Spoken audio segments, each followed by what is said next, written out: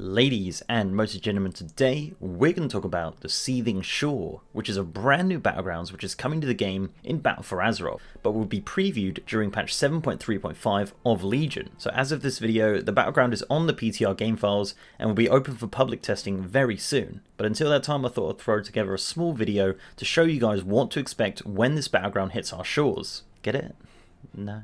Oh, okay. So if you didn't know, at the end of Antorus, the Burning Throne, this stabby boy right here pounds his 1000 degree knife right into the heart of Silithus, and leaves it there for us to fly up to once the raid is completed, similar to how Argus was in the sky for everyone who completed Tomb of Sargeras before LFR got their filthy casual hands all over it. So this Battleground was first announced at BlizzCon, and it's pretty much a battle for the newest and most precious resource on Azeroth, called Azerite. This material will play a key role in the newest expansion, and will act like a new version of artifact power, but without the annoying items that you'll always forget about. This stuff just empowers straight away into your new medallion, the Heart of Azeroth. So this Battleground takes place on a new island in the sea just south of Silithus. You can actually see the awesome shadow of Sargeras' sword in the distance from the island, which looks amazing. So if you didn't know, the Silithus wound at the end of Antorus is actually getting an upgrade in patch 7.3.5. Because of Azerite and something to do with artifact weapons, I don't really know. But if you want me to do an exploration of the new changes to the zone, let me know down below. So I thought with this jazzy new upgrade to the zone, they'd actually plant the seed for the new Battleground in the real world south of Silithus. But as of right now, there's actually nothing there in the sea, which is a shame. So on Blizzard's forums, this is what they have to say about the new Battleground. In a new Battleground, Seething Shore, players of the Horde and Alliance will descend upon Silithus to battle over Azerite bubbling to the surface. This Battleground will offer dynamic control point gameplay similar to Arathi Basin, but with new control points appearing periodically as resources are depleted. This new Battleground will require coordination as you and your team work to overcome the opposing faction. Since this Battleground actually serves to tell a part of the story that leads to the event of Battle for Azeroth, we also plan on offering a preview for the Seething Shore during patch 7.3.5.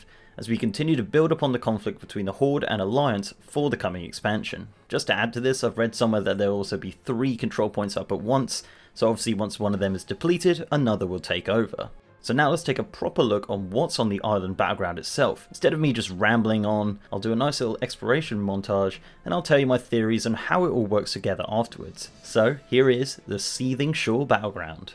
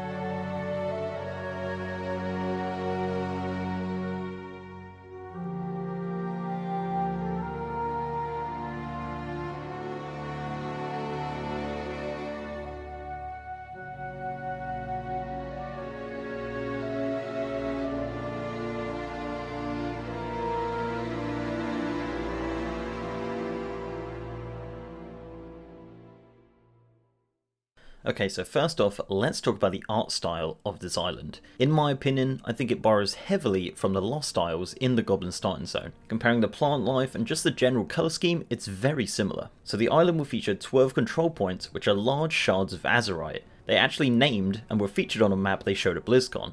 The current map on this PTR build is extremely similar, but doesn't feature the 12 points, but these could always be dynamic animated modules on the map, similar to other Battlegrounds. One theory I have, and it's probably not right, is that from looking around the map I got a feeling that there may actually be some NPCs spawned here, possibly trying to acquire the Azerite for themselves. Blizzard did say that every creature will be drawn to the power of this new resource, but I could be wrong. This idea comes from the fact that it kinda looks like there are some areas of this map that have small encampments and areas that would suit NPCs perfectly.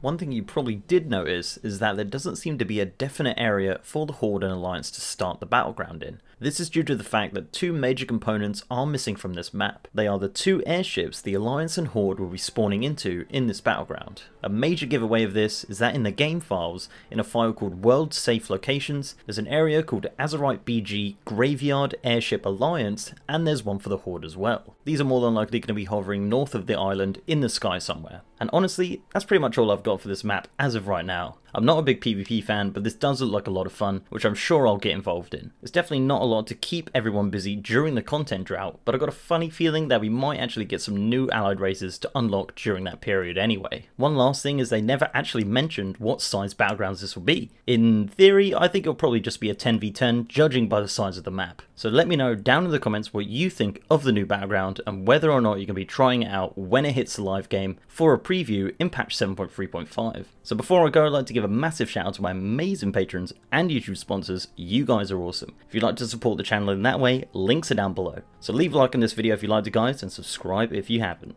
And with that, I'll see you next time.